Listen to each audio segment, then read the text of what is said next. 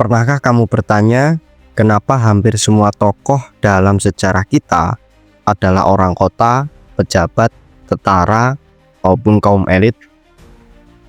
Sedangkan di mana para petani dan di mana rakyat kecil yang juga ikut melawan penjajahan, ikut membela tanah air mereka, bahkan dengan nyawa?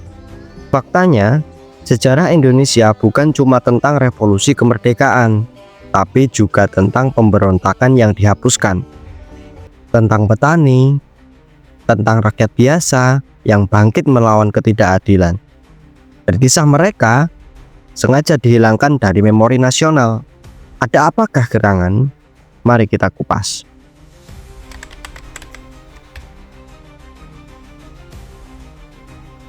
Di Serang, Banten, pada tahun 1888, ratusan petani bangkit. Mereka muak pada pajak kolonial, korupsi, dan penghisapan tanah mereka. Dipimpin tokoh agama seperti Haji Wasit, mereka melakukan serangan terhadap simbol kekuasaan Hindia Belanda. Dan apa hasilnya? Penumpasan, penangkapan, bahkan pengasingan ke luar Jawa. Dan sejak itu, kisah mereka hilang dari buku sejarah yang diajarkan di sekolah.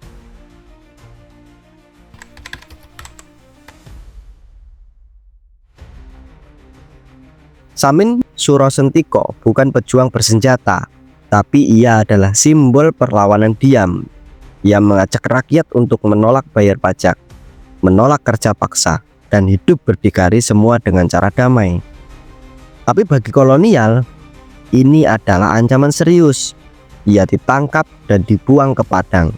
Ajarannya dianggap sesat, rakyatnya dikucilkan, dan sejarahnya hanya disebut sekilas sebagai ajaran yang aneh.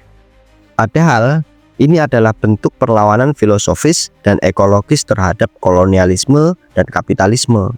Lalu pertanyaannya, kenapa kisah mereka tidak diajarkan di sekolah-sekolah kita?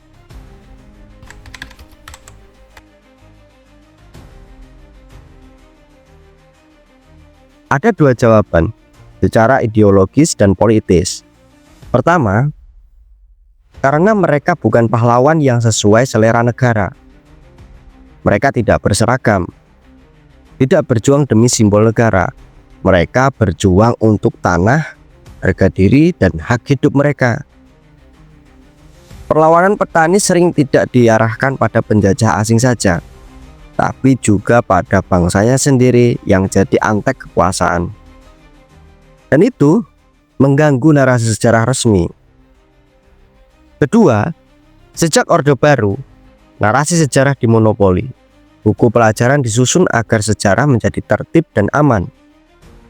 Gerakan rakyat bawah seperti petani, buruh, atau adat dianggap terlalu dekat dengan komunisme dan karenanya dihapuskan.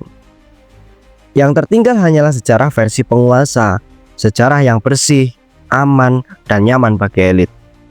Mereka yang tidak sesuai dihapus, bahkan yang mati pun tidak diberi tempat di ingatan kolektif.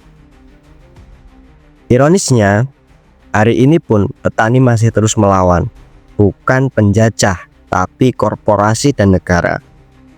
Ribuan konflik agraria terjadi setiap tahun. Petani digusur demi proyek strategis, tambang, maupun pabrik sawit. Dan sekali lagi, mereka dicap sebagai pengganggu pembangunan. Seperti dulu mereka dicap bandit atau pengacu oleh Belanda. Sejarah memang tidak berubah banyak, hanya berganti pelaku saja. Para petani, mereka bukan siapa-siapa, tapi mereka pernah melawan. Dan jika kita tak mengingat mereka, maka sejarah ini akan terus dimonopoli oleh mereka yang punya kuasa. Bantu sebarkan kisah ini, tulis komentarmu, dan ingat satu hal, sejarah tak akan pernah adil kalau hanya ditulis oleh para pemenang.